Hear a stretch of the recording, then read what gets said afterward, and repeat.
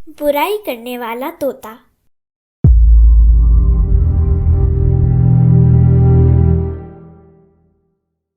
एक संत थे, उनका पालतू तोता था। तोता बड़ा ही विचित्र था। वह मनुष्यों की भाषा में बात करता था। उसकी एक और विशेषता थी कि तोता सबके मन की बात जान लेता था। यही नहीं, वह सबके विषय में सही बातें भी बता देता था। धीरे धीरे तोते की प्रसिद्धि बढ़ती गई। संत के पास अनेकों आदमियों की भीड़ लगी रहती थी। सभी तोते से अपने भविष्य के संबंध में अनेक प्रश्न करते। धीरे धीरे तोते को घमंड होने लगा। वह सोचने लगा कि मैं ही सबसे बड़ा विद्वान हूँ।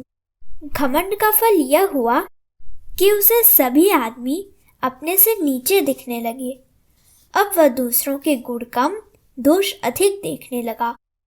उसे सब में बुराइयां ही बुराइयां दिखलाई देती थीं।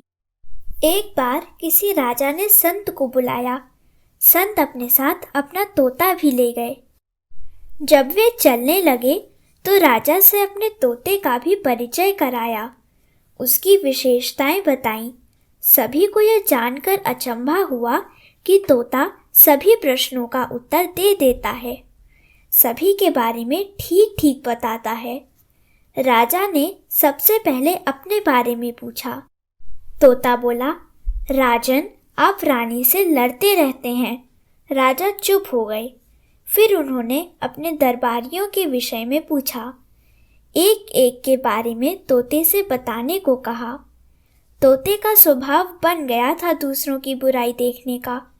किसी को राजा की बुराई करने वाला बताया, किसी को प्रजा को सताने वाला, किसी को धन चुराने वाला। राजा ने तोते की बात का विश्वास कर लिया।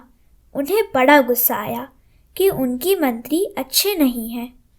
राजा अपने सेनापति आदि के विषय में तोते से जानना चाहता था, पर उस समय रात होने को थी। दरबार खत्म होने का समय था। राजा ने संत से यह विनती की कि वे आज की रात उनके अतिथि बने। संत खुशी खुशी रुक गए। रात में जब संत सोने चले गए तो सभी मंत्रियों ने आपस में सलाह की। उन्होंने सोचा कि चुपके से इस तोते को मरवा देना चाहिए। यह तो जब से आया है हमारी बुराई ही कर रहा है। यह हम सबको राज्य से निकलवा देगा। प्रधानमंत्री ने एक सेवक को संत के कमरे में भेजा। वे गहरी नींद में सोए थे। नौकर ने चुपके से जाकर तोते को मार दिया। जब संत सुबह उठे तो उन्होंने तोते को मरा हुआ पाया। यह देखकर वह दुखी हुए। फिर उन्होंने सोचा कि तोते को क्यों मारा गया। उनकी समझ में आ गया कि तोते में सबके दोष देखने की ही आदत थी। कल रात को भी उसने सबकी बुराई की थी। जो दूसरों की बुराई करता है उसे कोई नहीं चाहता। इसी कारण उसे मरवा दिया गया।